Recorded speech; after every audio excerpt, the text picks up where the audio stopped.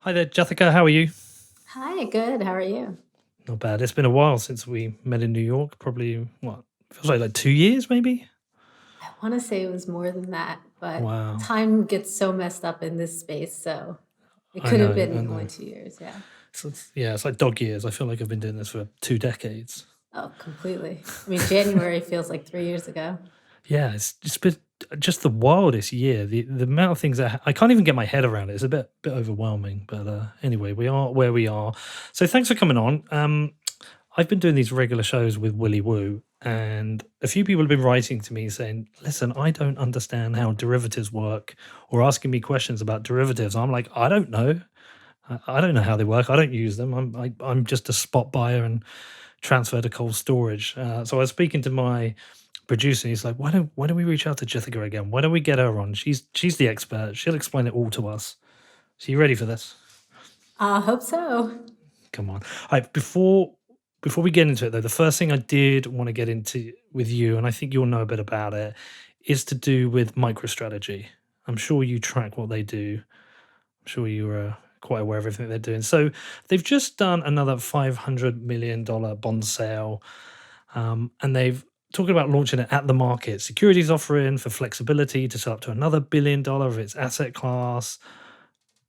What does this all mean? Like, I've got no idea. What is a bond sale for a company? Is it the same as a treasury bond? Is it similar? How does it work?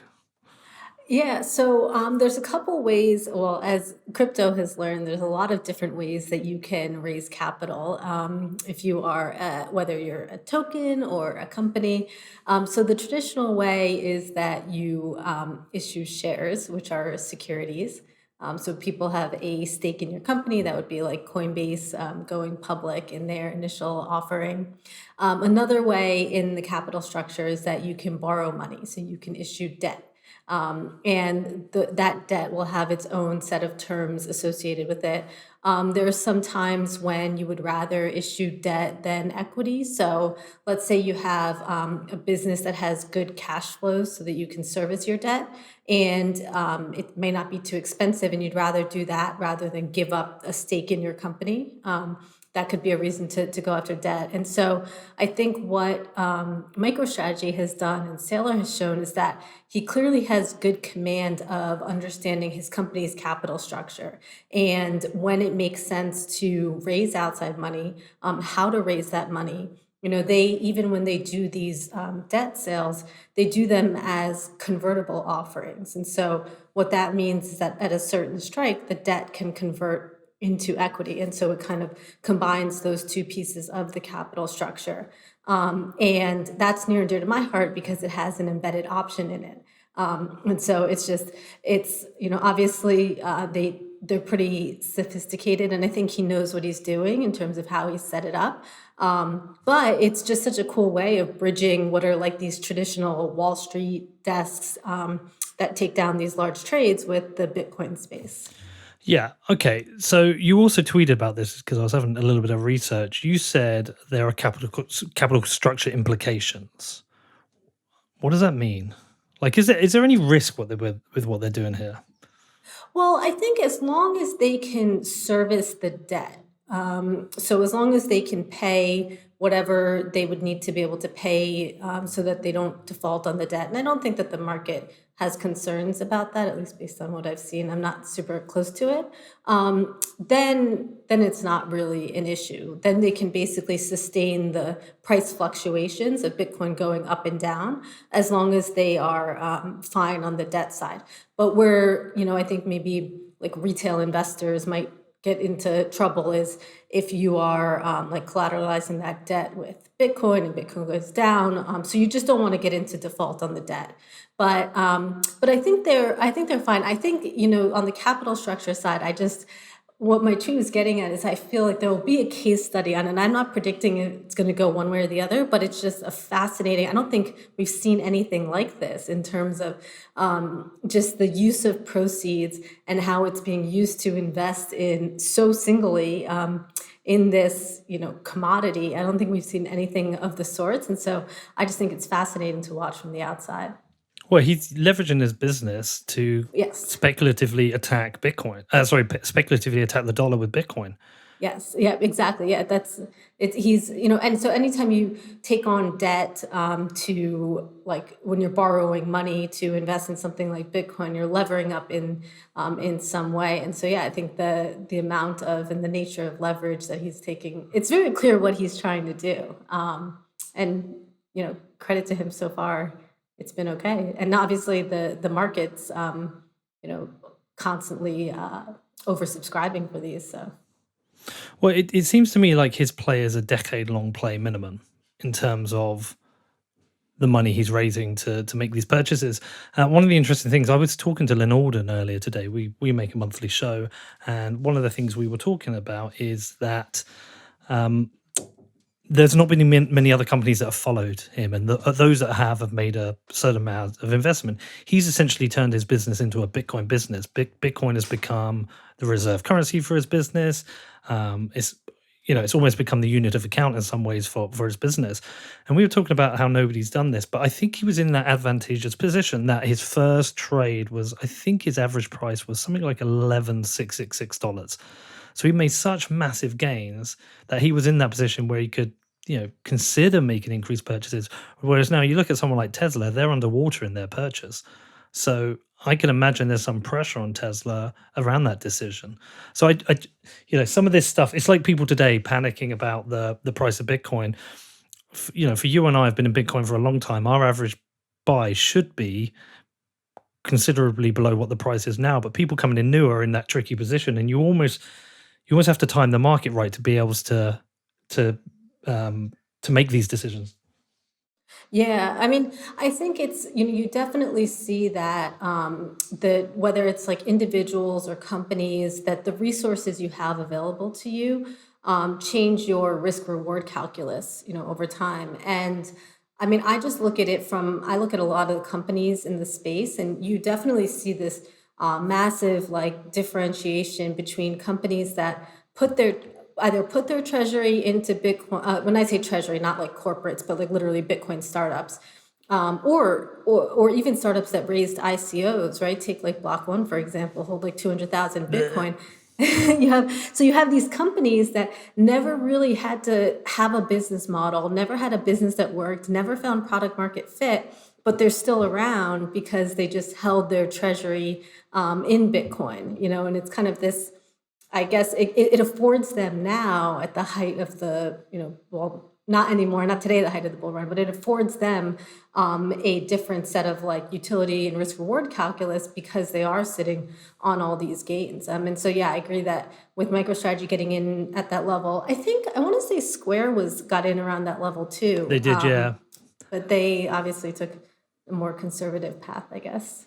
Well, I think their initial, I can't remember if they followed on, but they did a $50 million purchase, which was, it's quite a small amount for them compared to someone like MicroStrategy. And one of the things I always say to people, especially people who are listening, because I get a lot of new listeners when you're in a bull market, is that one of the things you really need to do is survive 4 years. If you can survive 4 years in Bitcoin, the next 4 years become pretty easy.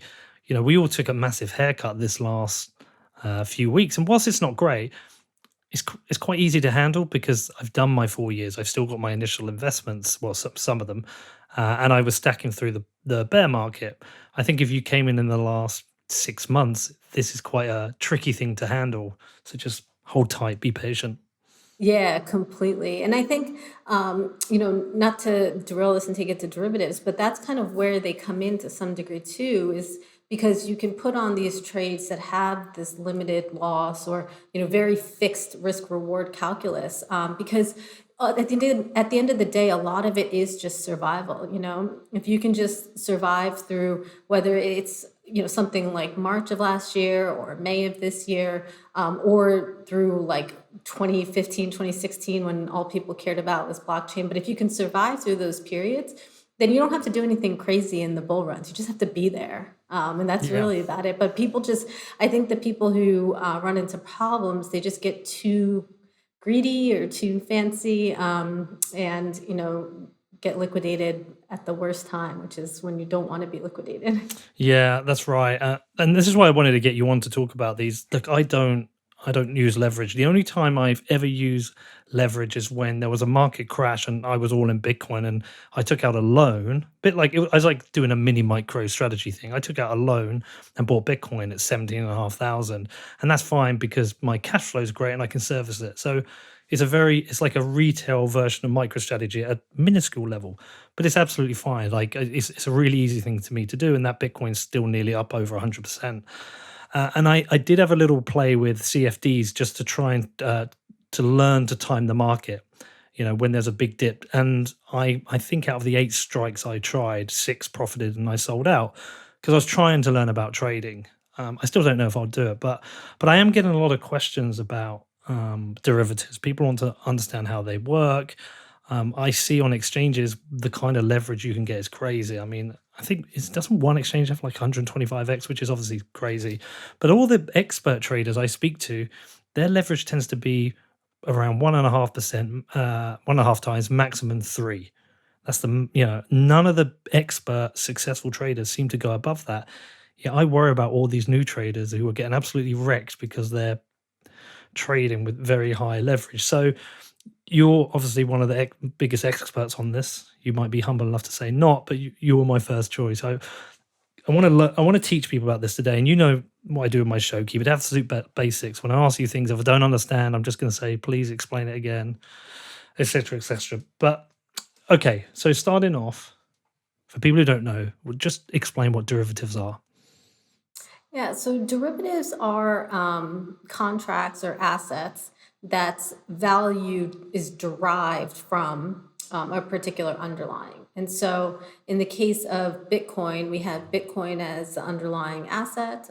You can exchange it on the Bitcoin blockchain. You can trade Bitcoin for dollars. And then you can create a contract on top of that, whether it's an options contract or a futures contract. That's a tradable contract. You can trade between 2 different parties, and its value derives in some way from that underlying Bitcoin, depending on the exact contours of that contract. Okay, so let's start. Should we start with futures? Sure. Okay, explain what futures are, how they work. I mean, look, my first exposure to futures was in Trading Places. Do you remember that film? I do remember the film, yes. Yes. They were talking It's about not orange that juice. bad. Yeah. So explain what futures are, their history, where they come from, and then how they're used in Bitcoin. Yeah, so futures, I don't know how far back they go, but definitely back to like the commodities markets are a natural example of futures, and one that I love because they actually make like economic sense. So futures are an agreement to buy or sell a particular commodity or asset at some date in the future. And so, reason that you could, in the traditional commodities world, want to trade futures is if you are a wheat farmer. And so you have your like, I don't know much about farming, but you have your wheat crop and you're like trying to get it to grow and you It expect all it comes down to to. weather, right? Right. And then you have existential things like weather. And so let's say it takes like 3 months for it to reach the point that you can actually have wheat that you can then sell to people. Well, in that 3 months, the price of wheat, a lot of things could happen. And so what you might want to say is, okay, I want to lock in the price of wheat and deliver it at 3 months in the future when my crop has matured. And so it allows you to lock in a price today for a delivery on a particular date in the future. Now, where this comes in with Bitcoin, or where I think it's interesting to people with Bitcoin, is not so much because it allows people to trade in the future. Like, there are some advantages that you could, in theory, say, okay, well, maybe I don't have to custody the Bitcoin for 3 months, and so I'd rather buy a future to save on the custody. But those are all, you can custody basically for free, and there's so many custodians. So those are not really the reason that people are drawn to futures. I think why they're drawn to futures is that as compared to a spot trade, and spot is just when we trade wheat, I give you wheat, you give me dollars, or I give you Bitcoin, you give me dollars. As compared to that, a future is just a contract. And so we don't actually have to exchange the full amount of the underlying. And so basically futures lend themselves to margin much more easily, because trying to do a spot margin trade gets a little bit weird, because if you want the Bitcoin and you want to go do something with it, If I bought it on margin, then it's kind of weird and it's hard to settle it cleanly. So it's much easier to say, hey, let's just trade a futures contract, and then you can trade it, and you don't have to have the full Bitcoin. You can have 1/10 of the Bitcoin, and just post that as collateral against the futures contract.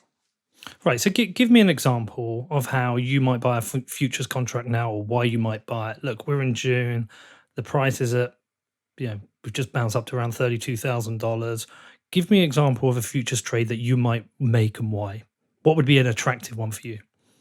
Well, so for one, in terms of like on the margin side, let's say, something like 50% margin. So let's say that in this current market, people are we just had a kind of a crash down to 30K, and people want to conserve some of their dollars. They don't want to just allocate it all directly back in, but they want to get some upside exposure. Particularly, I think where margin and derivatives come in is for traders. And I'm not saying that everybody should be a short-term trader, but is for traders who are looking to capitalize on some of these short-term price movements and may not necessarily have the collateral when everything's moving around. So futures would provide an opportunity to say, okay, well, I have $10,000 that I'm willing to put at risk, and then you have to understand the risks that you're taking. But so with $10,000, I can get exposure to one Bitcoin, to $30,000 worth of Bitcoin. And so now, if Bitcoin goes up, I have that exposure. I didn't have to pony up the full $30,000. Now, of course, there's the risk there, and the risk is that you're borrowing money. You're borrowing that 20,000 from an exchange, usually, and so the exchange can then say, well, if Bitcoin goes down and you no longer have 30% of the trade, or 40% or 50% locked up in equity, we're going to liquidate you, which means we're going to sell that contract for you, and we're just going to sell it at the market. And so what you get is what you get. But there could be reasons, like particularly for traders. I think for traders, there's more natural reasons to use margin, and also to try to capture some of the price discrepancies that happen, like between futures and spot. And it's another one of the reasons that people might use this is that you tend to buy these futures contracts with Bitcoin. That tends to be the collateral that you use, whereas spot price you tend to be buying directly with dollars. So you have the ability to leverage your Bitcoin to essentially acquire more Bitcoin.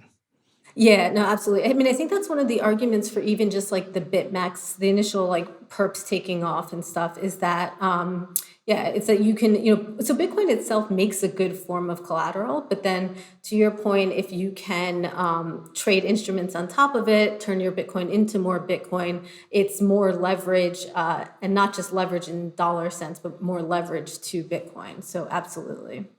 So the risk really is if you don't have a lot of collateral and you overexpose yourself. If you hold a lot of collateral but you don't want to sell for spot, but you want exposure to more Bitcoin, and as long as you can cover the margin, then essentially you're fine. Yeah, so if you can comfortably, like, if basically you can comfortably manage enough collateral that you need to be able to withstand the fluctuations, because I think one of the biggest dangers of leverage is that you get closed out at precisely the wrong time. You get Always. closed out when something's going against you. So if you assume that, like, if you think there's some, like, let's assume there's some like mean reversion, so if you're short and Bitcoin rips up, you get closed out, even if it's going to dip back down, and the other way too. But if you have collateral to manage those positions, then you're at least buying yourself the safety that you can withstand those fluctuations, and you can still close out of the position when Bitcoin goes up or down, but you do it on your terms and not the exchange's terms. And I think managing that is, a lot of what professional traders do very well. I think actually, if you look at a lot of the professional trading shops and you talk to a lot of traders, they are very insightful about markets. They understand the signals, but they also really have a good handle on collateral management. Because, in the Bitcoin space or in the crypto space, everything it's real-time gross settled. So it's all pre-funded. So if you get a move, I mean, you can have a margin call to liquidation be like way too close together for you to even try to move on one or two confirms on chain. So it can be difficult to get that collateral where you need to. But if you have enough collateral, then yeah, you can sustain those moves. And when might a retail user consider this? Someone like myself, imagine, I don't know, I know at the end of the year, I've got a pretty successful job. Say I think I'm going to get $100,000 bonus at the end of the year, but I want to buy Bitcoin now. And I know that money's coming. Would that baby be I think Bitcoin's going to be significantly higher by the end of the year. Is that a time where I may consider a futures, knowing I've got that money coming in the future? Is that a scenario you think people might use this? It could. I mean, it starts to depend at that point on how the cash flows work. And that's really specific to every exchange in terms of like, how do they margin it? What do they require you to post today versus at some point in the future? But I think actually for a case like that, that's where something like an option becomes really interesting. Because an option, you're paying a smaller amount upfront today for the right to buy it at a certain price on a date in the future. And so that's a great way to get, again, a little bit of natural leverage because you don't have to lay out the full 30,000 for a Bitcoin. You can you can pay $1,000, $2,000 for an option.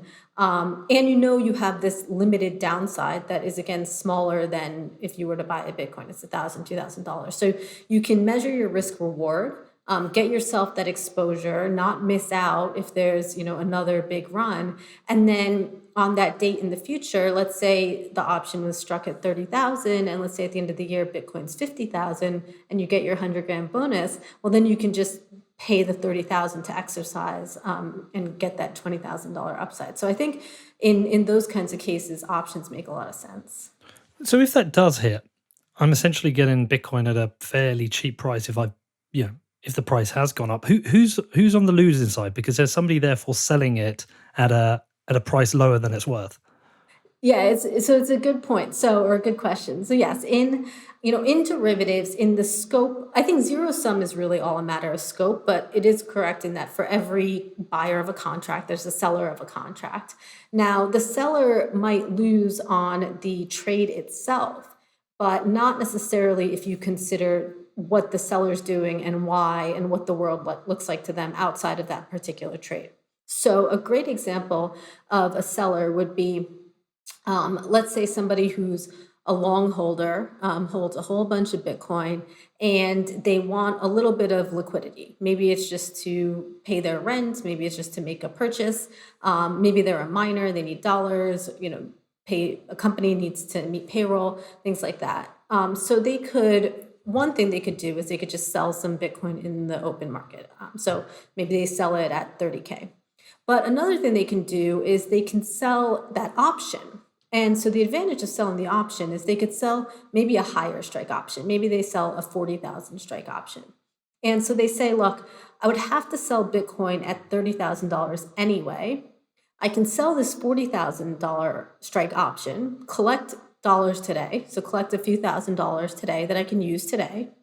And at the end of the year, if Bitcoin is above 40,000 and I have to sell it, well, I was going to sell it at 30K anyway, so I'm okay selling at 40K. Like they have that price target in their mind. And if Bitcoin's below it, then they just keep the value that they collected from the option.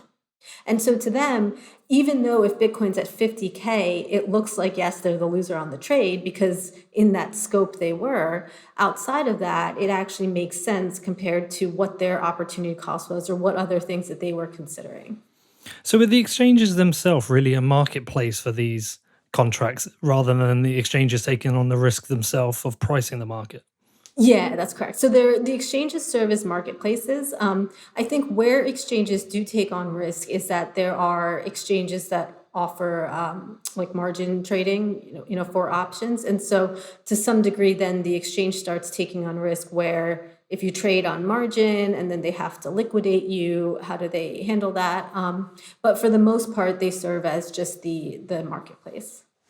Okay, so help me understand another thing then. Sometimes when the market drops, so like we have a level today where we've been hovering around 30 to 32.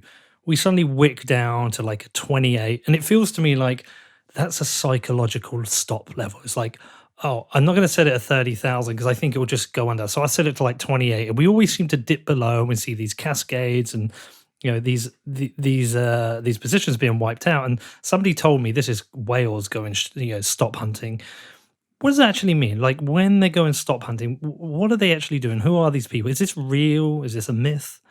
Well, I think that I can't really comment that, like, I don't know if it's real or not, but I think that in general, it a lot of these activities overlap a lot with what professional traders are in the business of doing, which is they're in the business of understanding market microstructure. So understanding, okay, what does the order book look like here? What does it look like if you start to get some liquidations? Do we expect that that's going to cascade? How do exchanges liquidate people? Do they just submit limit orders? Do they send market orders? And understanding those dynamics so that they can be well positioned to understand, like, hey, is this move just a liquidity driven move that we think would revert, or is it a like real, supply demand shift? And those all kind of filter into their view of like the order book and of what kind of strategies they want to run. And I think that's a very it's sort of like a normal way that professional traders look to understand the order book. So why is Bitcoin so wild then? Or you might tell me, look, there are other markets that are wild like this. I mean, my only trading history is I've traded a few amount of equities here or there, and that's about it over my lifetime. And nothing has ever been as wild as big. The only thing that actually was quite wild is I was trading Tesla back in 2000. I think it's back in 2014. I think when it was going wild. But outside of that, everything else seems to be fairly tame towards Bitcoin. Why is Bitcoin so wild? Yeah, I mean, so I think Bitcoin is the most wild, even compared to any equity. And I think the thing that distinguishes it and why I would say it's more wild than any equity is because it is, I would have to say, just off the top of my head, it has to be the most volatile, highest market cap asset that exists. Like a lot of other equities that move a lot. So you mentioned Tesla in 2014. There's biotech companies that have like an FDA approval coming out, and those will be very high volatility. But those are very small market cap. They're just like, okay, a few billion, 10 billion, even maybe like 50 billion in market cap, fine. But Bitcoin, it was at a $1 trillion market cap and still 100 vol. And I don't think we've seen that with anything else. And it's quite remarkable, but I think that it speaks to just how early it is overall. It still moves almost like a startup would. You can almost think, I kind of think of Bitcoin as a startup sometimes, like you're buying Bitcoin, you're buying, like making like an equity like investment, or, you're kind of investing in the equity and people are going to help make that equity do well and have equity like returns. So it's almost like a really, really big startup. So even though the market cap has grown, I think it's just still that early. Yeah, I also wonder if there are just still some big players who are able to push the price around a bit too much. If we had a more even distribution of the coins, a more even distribution of the asset, then maybe that wouldn't happen so much. I mean, I think it still happens to a degree, but if I compare it to back like 5, 6, 7 years ago, that dynamic has definitely, like, the market's been able to absorb more and more. So I think over time, like, that'll just be a natural evolution as it gets larger and more stable. Because I mean, you look at even what some of these corporate treasuries were buying and stuff, or what some of the macro guys are putting on, and they've been able to do it. Granted, they're trying to do it with little impact, which is Mm. a different MO, but they've been able to do it with fairly little impact. And I think that will, even if things kind of dry up in some of these market moves, there's some like base level of liquidity that will kind of stick with us. Well, I would think I was reading about MicroStrategy or Tesla. Maybe it was Tesla's buy. And I was speaking to another person who activates trades like this, and they're saying one of the most important things is you don't signal to the market like there's a big buy. You need to just incrementally buy small amounts and be careful about which wallets you're sending these to, etc. Because these are seen as indication that might push the price around. Yeah, and I mean, the thing is, I think even if you try to execute like strategies like volume weighted average or time weighted average price in the market, people are looking out for that stuff, and so they can kind of pick up on it as well. But yeah, there's a lot of times like In macro guys would probably be great at this. Like there's an order of operations. And so the order of operations is you quietly work into something and then you get very not quiet about it, but you don't want to mess up that order of operations. No. Well, you want to be not quiet about it to push up the price. But then again, even with that, sometimes I've seen somebody announce something, the price quickly shoots up, and then it goes back to the level it was previously. So I don't know. It's sometimes it feels like the market does find its natural price. But okay, so you mentioned calls. I'm going to add in there's puts. So puts are essentially the opposite of a call. You believe the market's going to drop. Now, one of my very early lessons in trading and why I don't trade anymore is that there's one significant difference between going long and going short with leverage. In that, when you go short with leverage, the essential downside to you if the price goes up is infinite, whereas the price can only go down to zero, and we know Bitcoin's not going to go to zero. It probably won't even reach 20K. So the bounds that you're in right now is probably between 30 and 20K, maybe even 30 and 25. Whereas if you're going short, we know the price could go to 100, 200K, and that presents a different kind of risk. Right.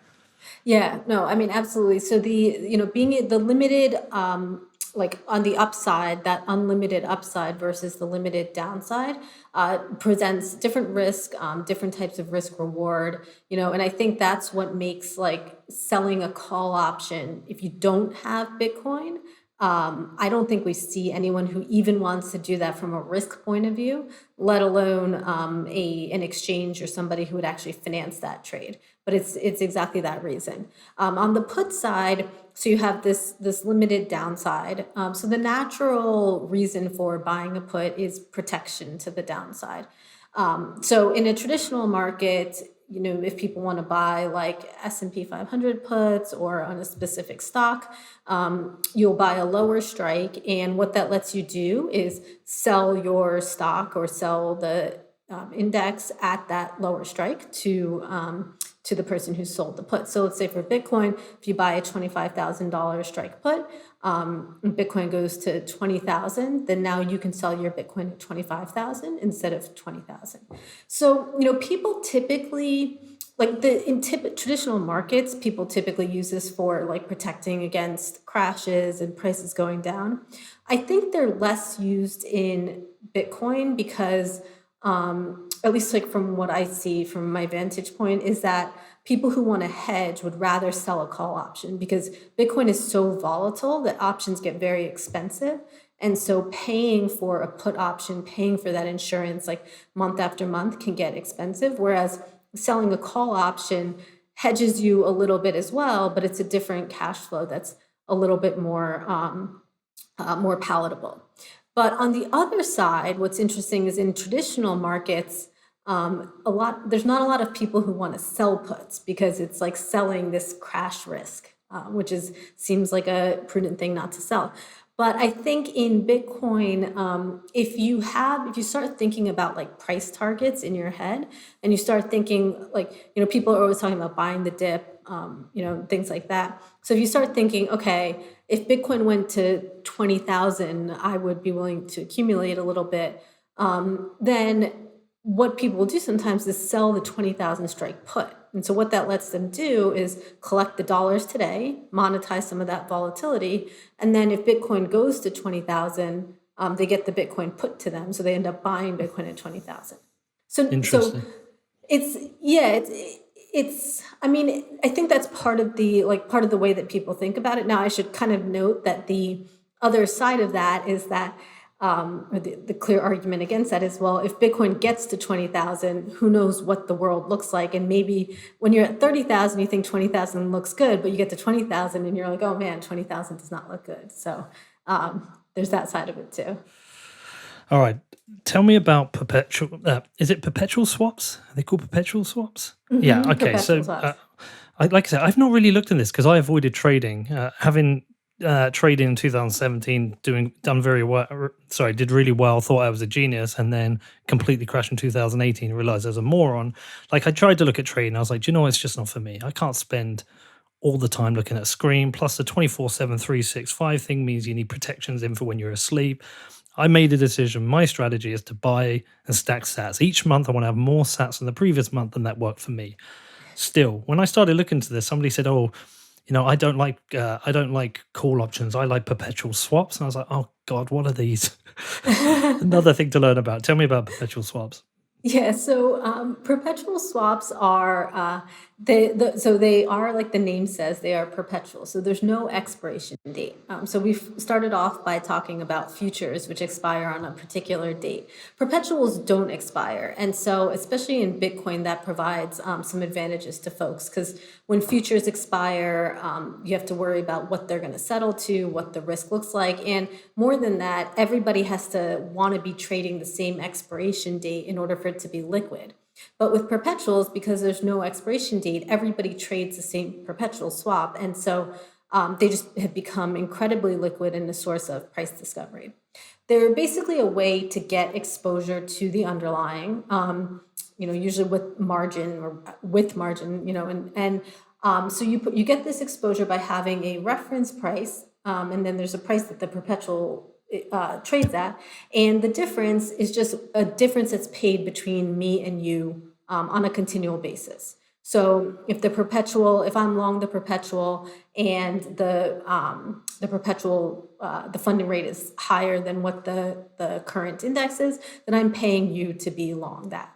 So it's almost like it's not something that's unique to crypto. Like traditional markets have them, like total return swaps. I think they exist in different forms in different ways, but I think what's made them really big in crypto is that they provide another form of levered exposure that's easier than trying to trade levered spot directly, because the spot needs to settle instantly. So in this case, we can just have this ongoing contract with cash flows that are exchanged between the long and short holders every 8 hours. And I can maintain that constant exposure, and the other side gets compensated for it in the funding that I'm paying for it. Right. Okay. Let me try and understand this. So, say I take out a contract. Am I taking it out for just a specific price? Yes. Mm-hmm. Yeah. So essentially, if I think the price of Bitcoin might hit, 100K by October, and I get a specific price, and that's going to essentially be priced in that person doesn't think it will hit by October. But even if Oh, it sorry. does, There's not a strike price. You're just there's not a trading strike. it. No, you're just trading it at a price relative to what the current spot price is. So if Bitcoin it's similar in a future in that regard, that there's no strike price. You're just buying at what the current price is, and you're just settling it almost continuously, almost daily. But like if you think it's going to 100,000, then you can just buy maybe the index is 30,000, maybe the perpetual is 30,500. You can just buy it at 30,500 and just basically get levered margin exposure to Bitcoin. So in some ways, it would be similar to trading levered spot, except that you can't really trade levered spot super easily. Right. I definitely have no idea what you're talking about. I think we need to break this one down. Like literally talk me through the trade. I'm buying from you. What exactly am I doing here? Because I don't understand this. I can buy, say the price is 30,000 today. I can buy that on spot. I transfer my 30,000 to the exchange. Let's forget fees for the moment. I get my Bitcoin back. I own it, and I'm done. If I'm buying a perpetual swap from you, what am I exactly buying? What am I transferring? What's it costing me? So you can transfer Bitcoin again, and you can pay some spread typically above spot, in order to own this swap. So you're not buying Bitcoin, you're just owning a contract, and that contract is a perpetual swap. And there's some price that the seller is, if there's a lot of buying demand, the seller will demand or the market will price in some ongoing rate that you're going to pay to be long that swap. And so you might pay like let's say $30 every 8 hours or something. And that's what you pay to be long that swap to get that Bitcoin exposure.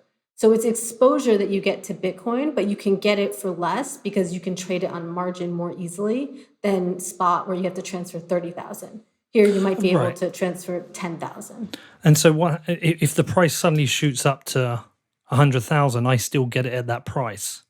the Yeah, original price. yeah, exactly. Right. Okay. Okay. So I understand that because one of the things is the only trade I've ever done once. I once did a call option, and then the option closed at the end of the month, and I was like, and the price didn't hit, and I essentially lost my funding. Whereas I could have, with the perpetual slot, said, look, I'm happy to keep playing this funding rate because I believe that price is going to hit. Yeah, exactly. And that is the issue with options, is that there is that time dimension, and that's what makes the options so valuable, is that or so interesting maybe in a lot of ways, is that it introduces this component of time. But like you said, it's if you the right trade at the wrong time in options is the wrong trade. And so if it doesn't, yeah. So the swap contract, I can close out at any point I want, and I Yep. pay the price that we originally agreed on the contract for the No, Bitcoin. you'll pay the market price to close You out on it. you So pay the it's market almost price. like entering into, it's almost like mechanically it's almost like entering into a future, or well, maybe not a future because it expires, but like a spot, in terms of there's a market price that you will pay to buy and sell it. And it's just the difference between the index price and the market price that is the financing cost that you're paying to be long that exposure. Fine. I And still don't and 100% that's driven understand. by supply demand. I think that's one of the ones I'm going to have to actually go and create one and see what it is, so I fully understand it. I probably never do it anyway. I still say to most people, don't do this. Okay, You and right. me both, yeah. Shorting. So I understand shorting. I was trying to explain this to somebody when I was away on my travels, and I was trying to explain to them, you're borrowing an asset from somebody at a price to short it, and then you're paying back later. Do you want to explain this fully to people so they understand how shorting works? Yeah, so it's kind of like you described. So you're selling an asset that you don't own. And so you borrow it from somebody for purposes of selling it. And then you sell it, and then you still owe that asset back to that person at some point. Now, ideally, what happens is you borrow this asset that you don't own, you sell it at 30,000, let's say. Bitcoin goes to 20,000, you buy it back, and then you deliver it back to whomever you borrowed it from, whether that was from the exchange or from a lender, or something like that. So that's how it works in an ideal world. But you're selling an asset that you don't own. Okay. So what I want to get into now is I want to understand the implications of derivatives, because we've seen some pretty big collapses in the price this last year. We've seen, it feels like, market really unwinding, these cascading drops in price. And you go onto Twitter and you hear like there was X billion in capitulation, and then people saying, well, there's too much leverage in the system. Is that a fair point? Can there be too much leverage in the system? Is this a risk? Is this systemic risk to Bitcoin having too much leverage in the system? Are we stopping proper price discovery, or is the argument the opposite? Do derivatives give better price discovery? Yeah, so I think it is a spectrum. So, introducing leverage definitely accelerates the price movements. And so, if you were to suck the leverage out of the system, one could argue that you would still get maybe like a steady climb from October of last year through March of this year, but it would be slower and not as, accelerated. I think in the crypto space in general, I mean, there's like definitely there's retail pockets of leverage, but I don't think overall it's actually that enormously leveraged. Particularly if you look on the notional side, like a lot of the big shops that are holding a lot of the exposure, they're not holding it on, definitely not 100x leverage, not even 5x leverage. And with crypto, I really don't see it as systemic risk. I think what's interesting about crypto is because you have this dynamic where the exchanges are like settling everything, and when you trade on leverage, they basically take over the liquidations and stuff. And honestly, the exchanges have built some pretty like robust and resilient models and ways to liquidate folks. Like, I don't think, if you look at the traditional world, you don't have anything of that scale, because in the traditional world you have very, very few defaults. Like, it's like designed around avoiding defaults, avoiding liquidations. Like, it's the last thing they want. So you have very, very few, But then you get like a 2008 and you get like a Lehman that blows up and you get these massive liquidations. In crypto, you have them much more frequently. And so, in a way, the exchanges they're kind of cutting off the risk early. They're not letting it grow to anything too big. They're getting like a lot of data, refining their models. And so, I actually think from a systemic risk, it's actually not that bad, and it's fairly contained.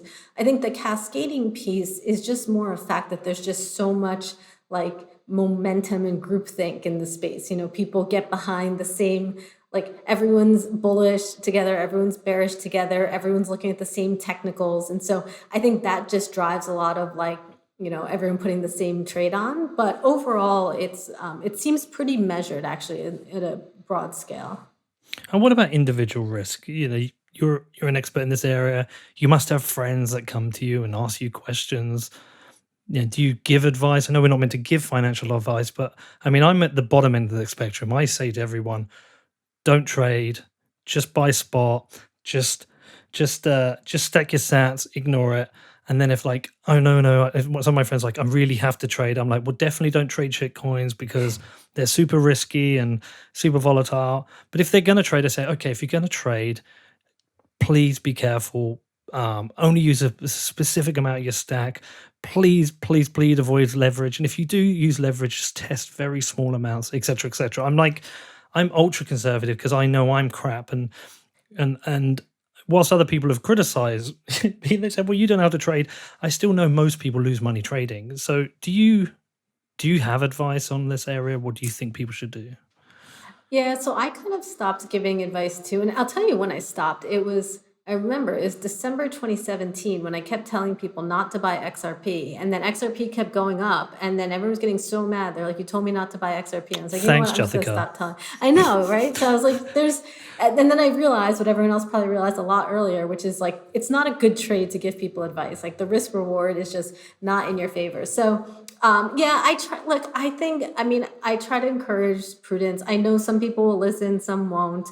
I'll try to point to things like volatility and say, look, at 100 vol asset, that means it can easily move 30% in a month. So like, just make sure that you're comfortable with some of these like deviations. But yeah, I kind of try to outside of just like stacking Bitcoin dollar cost averaging in. I try to stay away from too specific trading advice. I definitely do not push people towards derivatives because I think that, whether it's options or futures or perps, like just it's even more complicated than the traditional world because you have to understand how they settle and how they get liquidated and all of that. And so I try to keep it simple. But that's still advice. Prudence is advice. I think that is great advice. And I always think people, especially if you're new coming in, you just need to take a bit of time. It's a bit like when you go to Vegas. You can easily go at the roulette table and strike lucky and suddenly make a load of money, but you can very easily then lose all your money. You always seem to get that lucky streak when you do any new kind of gambling, and then you get a bit wild. And I think that's what can happen with this stuff. You might get a bit lucky.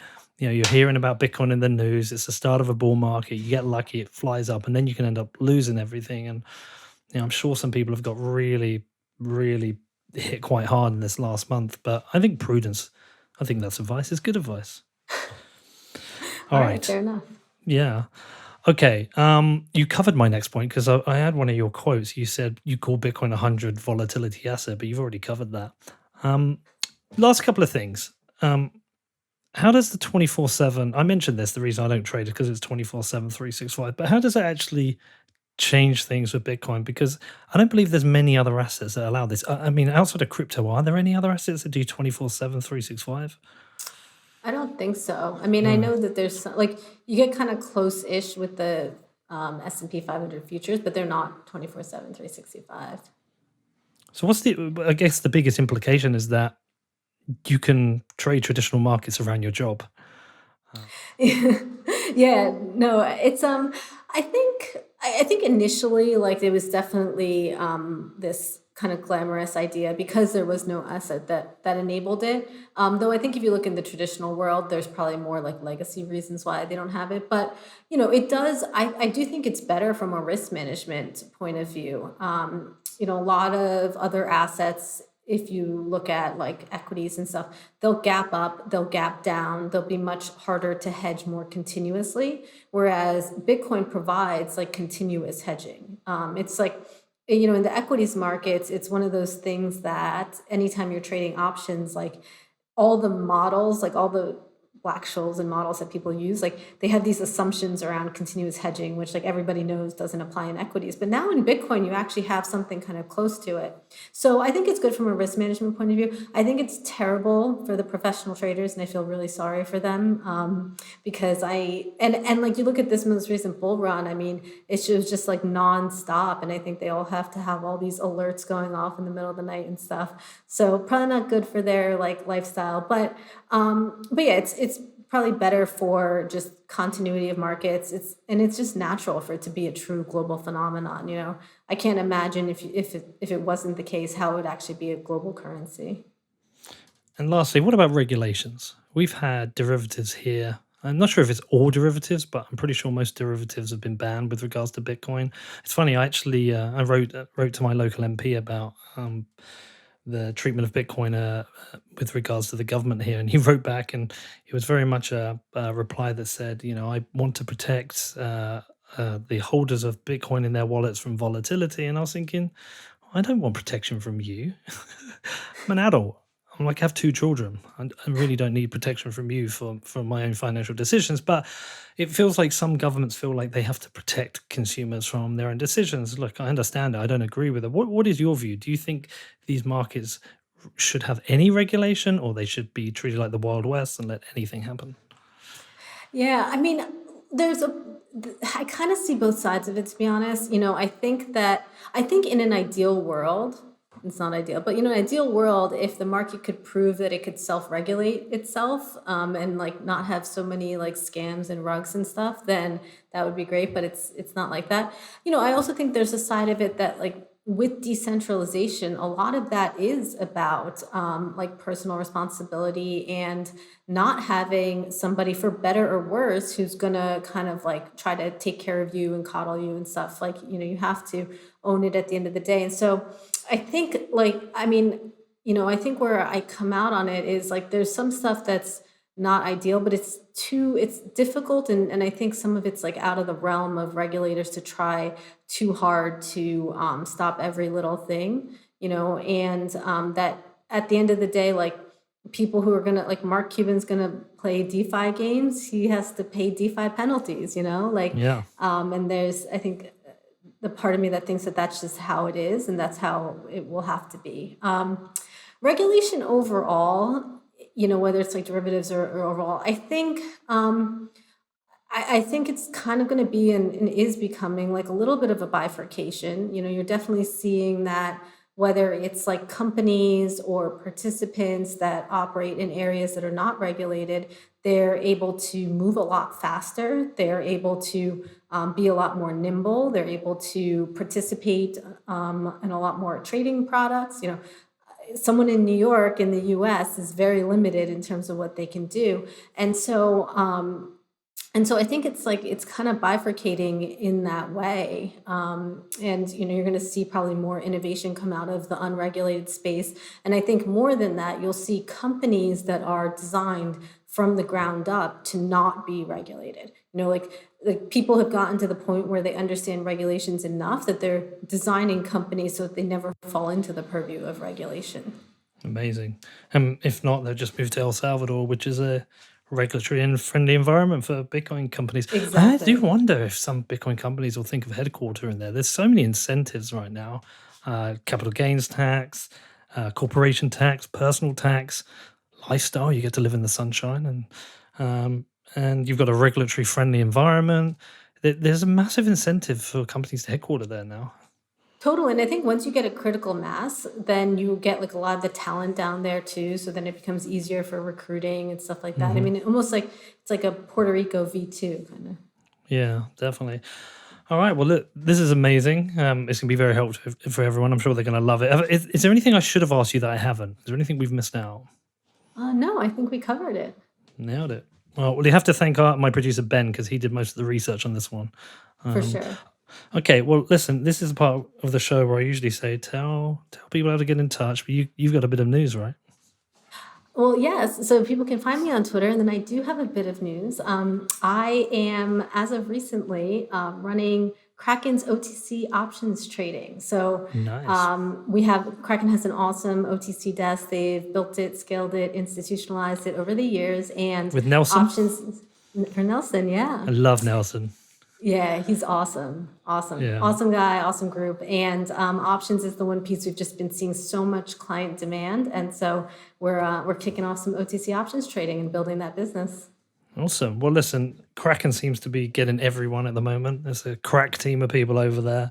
I love Jesse, love the company, and I need to see Nelson again. I think perhaps when I'm in New York, I'll hit him up. But thank you for doing this. Thank you for explaining it. I didn't. I think I got everything. Just the perpetual swaps. I need to go and do a bit more homework on those. But I appreciate you coming on and dealing with my simple questions. No, for sure. It was a lot of fun. Thanks for having me. Well, listen, are you bullish? Always long-term bullish. Yeah, always long-term bullish. That's the perfect answer. You could have been a politician. Juthica, listen, thank you. Take care, and I'll see you soon. Thanks.